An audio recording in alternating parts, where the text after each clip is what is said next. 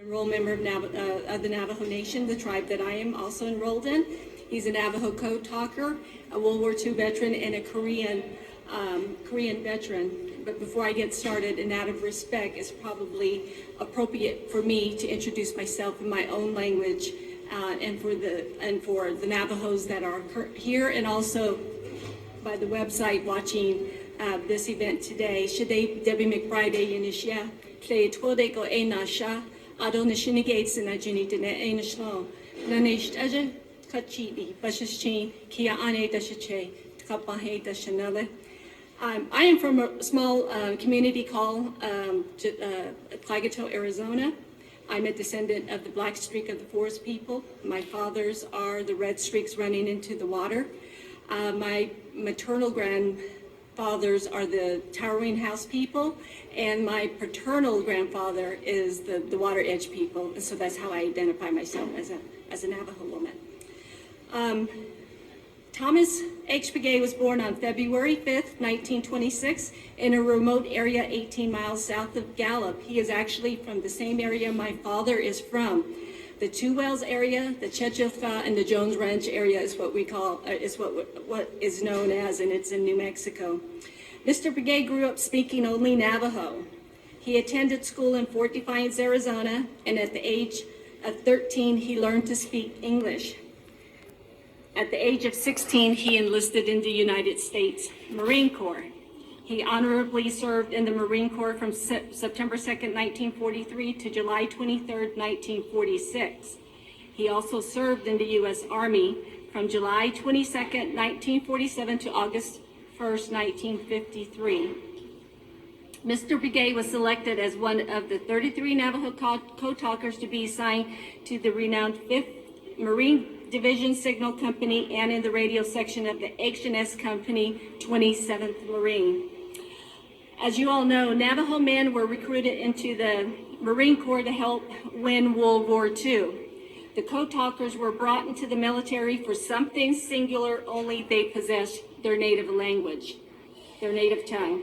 The Navajo language became the central component of new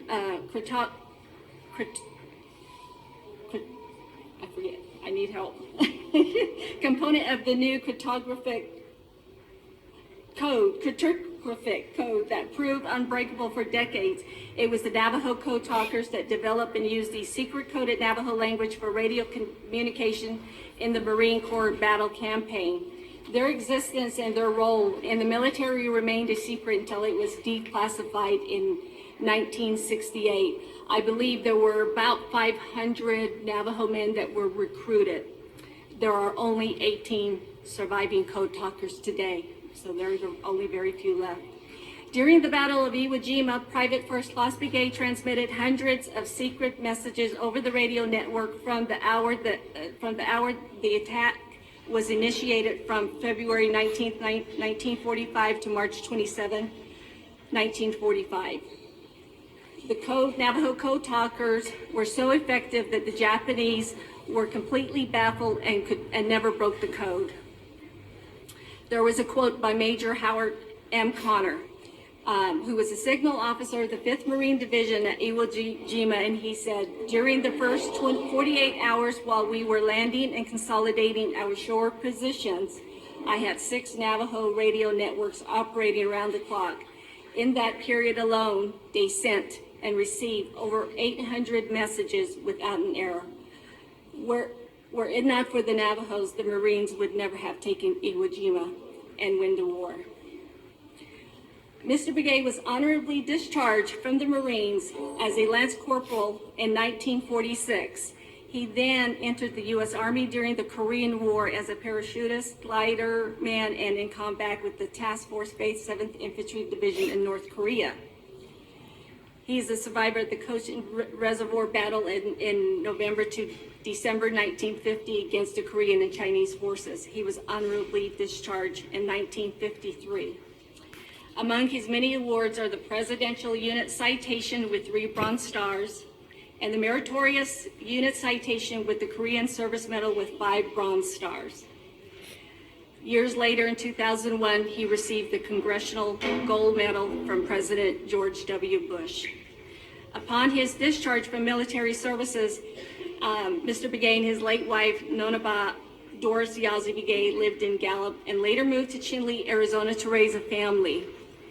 Mr. Begay has 4 children, 3 sons and 1 daughter, all who served in the armed forces as well.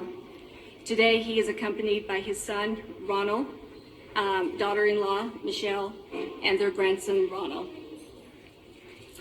After a 2-year correspondence course from the Utah State University, Mr. Begay began his professional career with the U.S. Department of the Interior, none other than the Bureau of Indian Affairs. Yay! He served in the BIA for 40 years, so if you guys want some history, some historical knowledge, we better ask him now. This culminated with his distinguished service, and he is a former superintendent at the Chinle Agency on the Navajo Nation, and Chinle is right in the heart of Navajo country, where he was responsible for Navajo Nation Tribal Trust Program. Told you, we gotta talk to him. Mr. Begay is known to be the godfather of the relocation program. Can you imagine that? So if we want to know all about the relocation program, now's the time to ask him. And he enjoyed helping youth and young adults. He was a counselor and a mentor to them. He retired after 40 years of federal service in 1984. I just want to say, for those of you, our own Mike Smith worked for Mr. Begay for 10 years in Chinle, Arizona as well. So he's known Mike for quite some time. Mr. Begay is a member of the Disabled American Veterans Association, in addition to lifetime memberships following the 5th Marine Division, Iwo Jima Survivors, 1st Marine Division, 7th Infantry Division, and the 11th Airborne Division. My goodness. In early 2015, he's actually a movie star too. He starred in the movies Legends from the Sky, as Che means grandpa in Navajo. His late wife also retired from the federal government after 32 years as a nurse with the Indian Health Service. Mr. Begay was also a very active community leader with the school board, youth activities. He started the Navajo Youth Baseball League in Chinle. He's a member of the Lions Club, the National Rifle Association, and assisted relatives in developing their community infrastructure. He was also known as one of the best Navajo interpreters. He is the first Navajo interpreter for the Navajo Hour, sponsored by the Catholic Church in 1960 on a Farmington, New Mexico radio station, and that was broadcast reservation-wide. He continued to interpret for various U.S. congressional dignitaries, tribal leaders, and officials. During his retirement, he and his late wife of 68 years continued to travel around the world and participate in various national and community events, chapter meetings, conferences, and participate in traditional ceremonials. And he loves song and dance. So ladies, we gotta have this $1 dance with him after today here, after we're done with the event. That would be so awesome. On April 9, 2013, his wife passed away at the age of 84.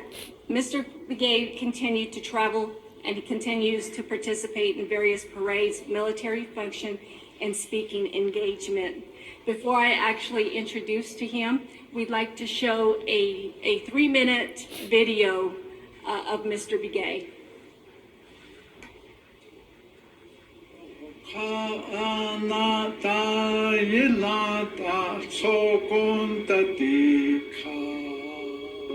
I took the oath the 17th of September 1943. I was so proud because I was able to join the Marine. During the boot camp, went to rifle range. I shot expert the first day. Then final, the next day, I shot sharpshooter. After a rifle, and then we have completed the boot camp, and I made it private first class, 1 stripe. I was ordered to Camp Pendleton. I went inside. I couldn't believe it. There's a whole bunch of Navajos. I didn't know none of them. So I asked the Sergeant Benali, I said, I'm in the wrong place, sir. I said, I asked to be an aerial gunner. I want to go to aerial gunner school. He says, too bad. You're here. This is Code Talker School, and you're Navajo. Therefore, they sent you here. We're going to teach you Navajo code. Japanese, they knew every code, and they broke every code the United States had. Our code was never broken by anyone, even by Navajos. For example, alphabet was the first one that they worked on it. A, Walachi. Next one was Belasana, which means apple. All the way down the line, the letter J is jackass. Kenny Chucky. It was a funny one. At the same time, they come out with a new word, mostly weapons like artillery, lots of guns. Motor, sitting gun. My unit, 5th Marine Division, landed on Iwo Jima, February 19th, 1945. We used Navajo code 100% the first 48 hours. We sent close to 800 messages without a mistake. My unit, 5th Marine Division, there was a fight on Mount Sarbachi, February 23rd, 1945 at 12:30. We were so proud when we saw that color. We did something for our country. I'm proud of it. Veterans Day. It's the most important day for everybody to respect all of them that serve in the military. So I would say to veteran, welcome home. Thank you for your services. All of you, thank you very much for serving your country. The United States Marine. Ladies and gentlemen, it is with great honor and a privilege to introduce to you our keynote speaker, an honorable warrior, a survivor of the Battle of Iwo Jima, the Korean War, a grandfather, a great-grandfather, Mr. Thomas H. Begay.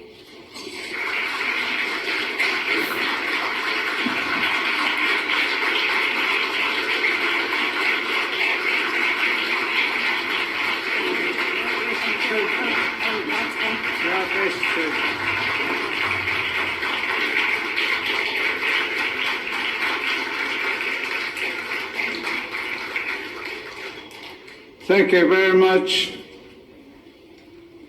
I'm very honored.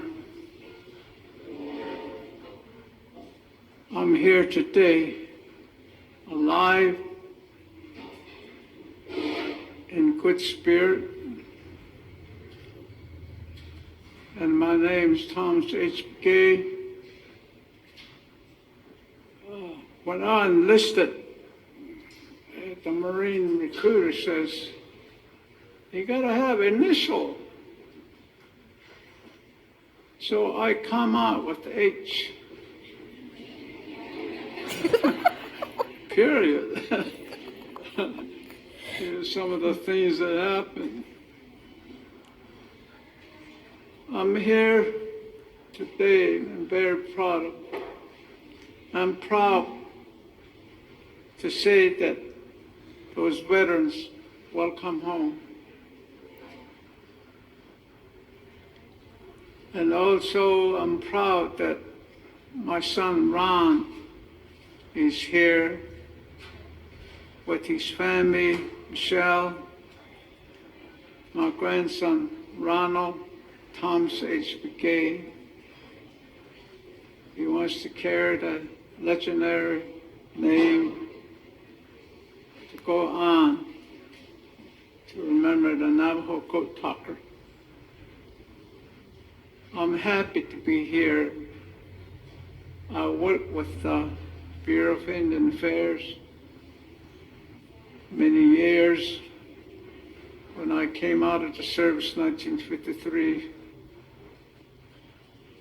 I had no skill in civilian except military radio operator, CW, high-speed radio operator. That's what I did in military. In combat team, I have 6 combat my lifetime. Iwo Jima, 38 days. You were on Iwo Jima. Korea, September 1950 to May 1951. All these years, months, I spent in combat area. We had a radio team. I had one of the team. I was chief radio operator, CW. We go what they call Fort Observer, usually captain or major.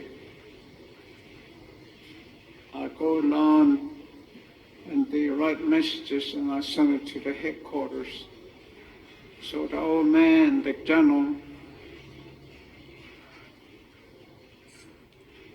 general will know exactly what's going on out there in the front line. That's the kind of job I did. When I came out, I had no skill. So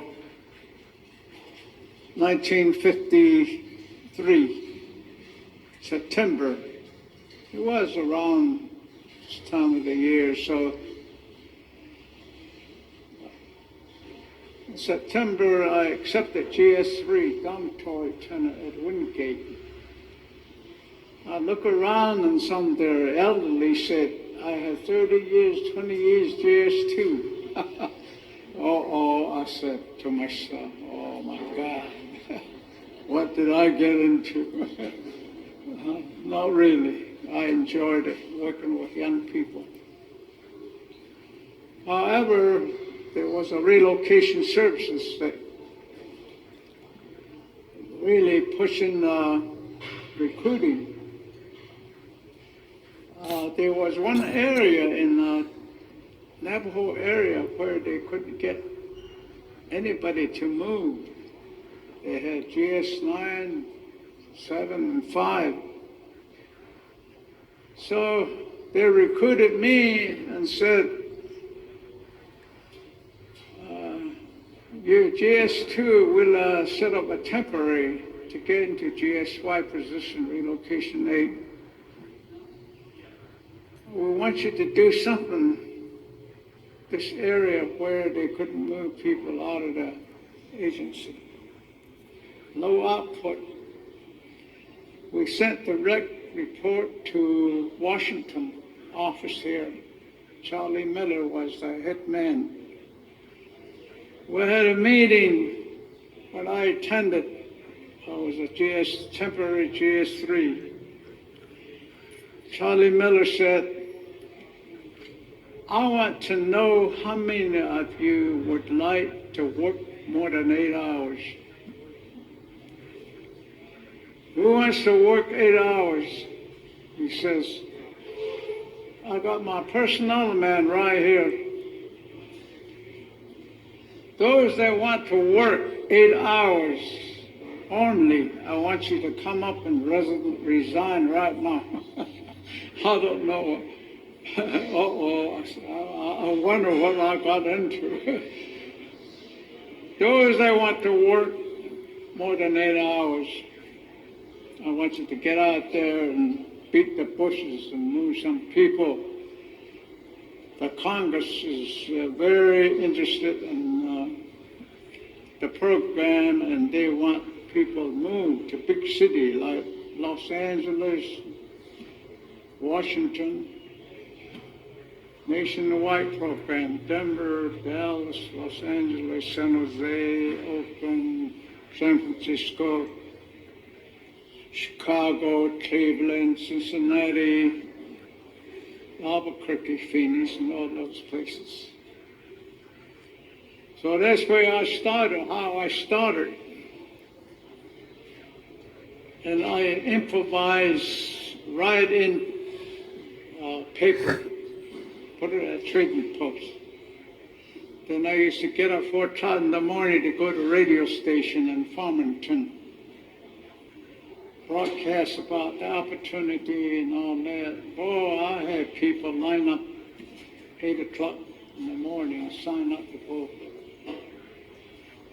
I put up many units we used to call.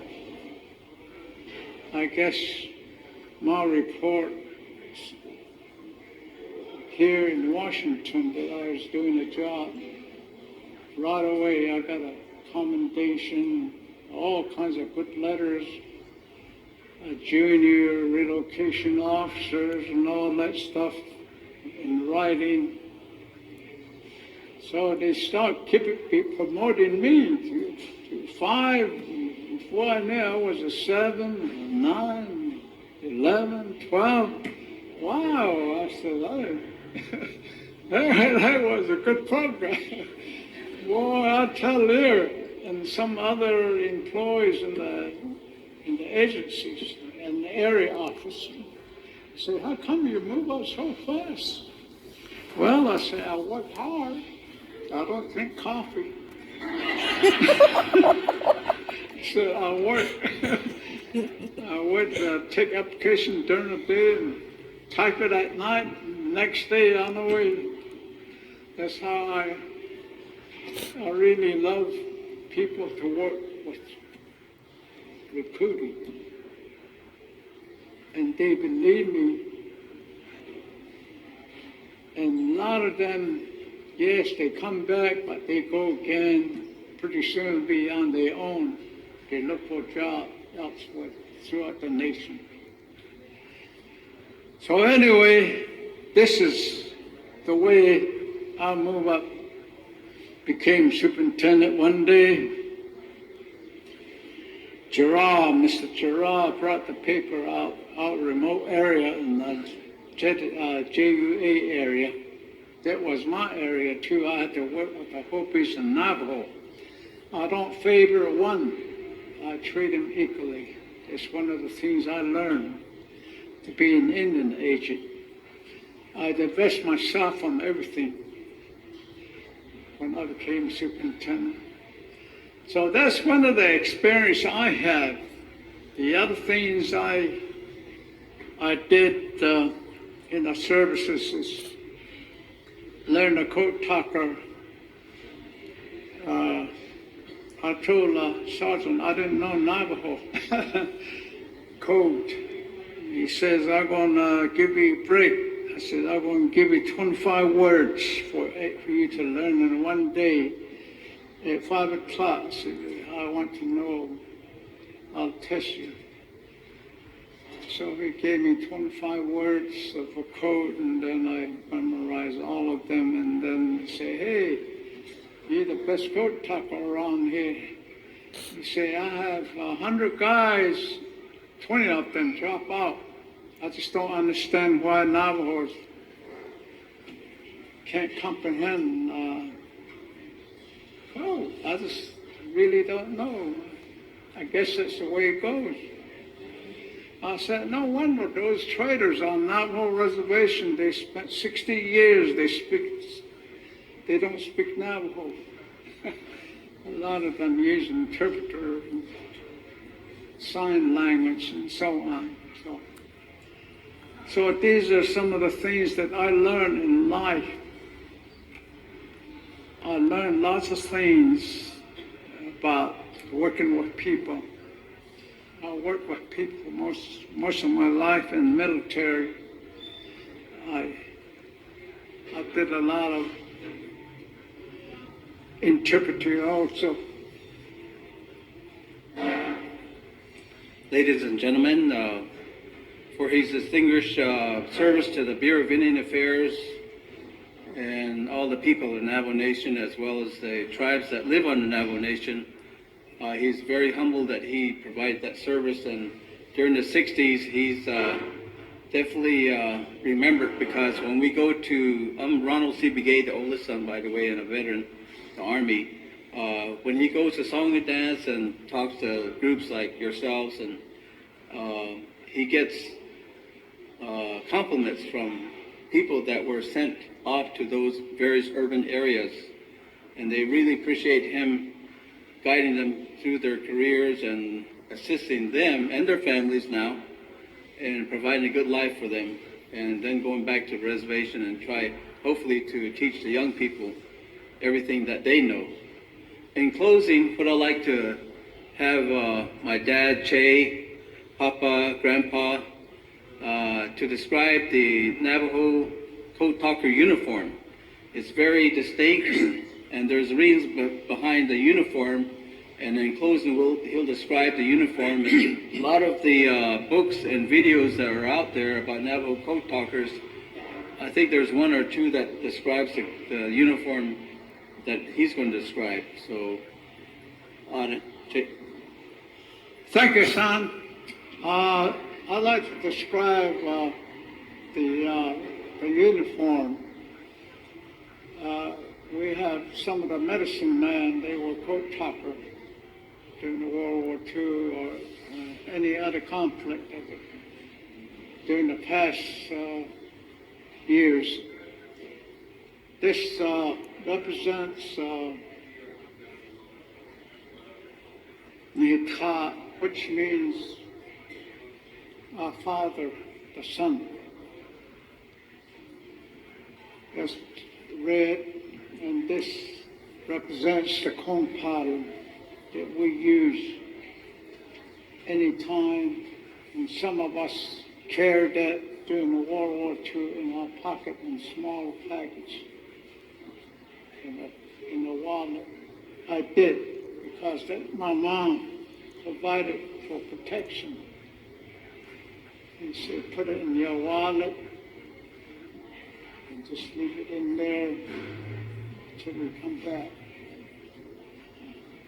And then the trousers represent the Mother Earth. The Mother Earth is that we pray in Navajo, Jona Eshita, Stan Hima, Father, Mother, Earth, and we pray, and we have used for direction. And also, some of the things like bogart. This is a bogart for, when you use bow and arrow. And then this patch represents origin of Navajo. Right here. This is cell phone. I guess we had cell phone before anybody. Way back at the beginning of the early many years ago, what the Navajo say, and then we have full world. We came up from black, blue, yellow, and white. And these are the rainbow. These are the tail feathers of an eagle. The one that's pulled from a live eagle. Those are the things that paraphernalia that the medicine man used. So these are what it is, the sign painting. The early cell phone, this is Josh chain, they call it. Imitation ear, or what they call a man-made ear light, a telephone, that's what it is. So all these mean something in Navajo language. The belt, silver belt, and the beads, the bowler tie, and this is congressional medal, by the way. I tell it to some people, and they say, "Oh, is that what it is?" Yeah. But if it's a congressional medal of honor, I say, "Oh yeah, look at it, you know, this kind of stuff." Anyway, those are some of the things just to describe to you. Well, thank you. Unless you have questions or anything, I guess that's. And I want to thank you all for inviting me to this Washington, we call it, in Navajo. Thank you very much for the honor.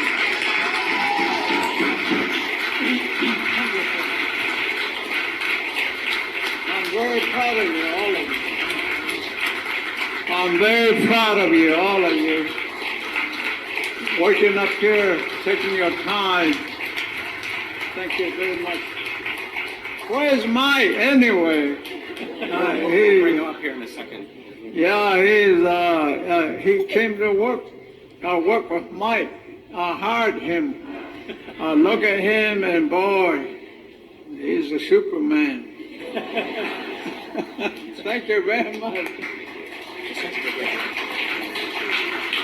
Thank you very much, Staff Sergeant Begay. Before we start the program again, the committee had a plaque for Mr. Begay, and we were going to sing an honor song, but I'd like to turn the microphone over to Mr. Roberts. We have a little change in our agenda. Good morning, everyone. So I want to introduce our next speaker, who really is someone that needs no introduction to Indian country. She is someone who leads the White House Council on Native American Affairs.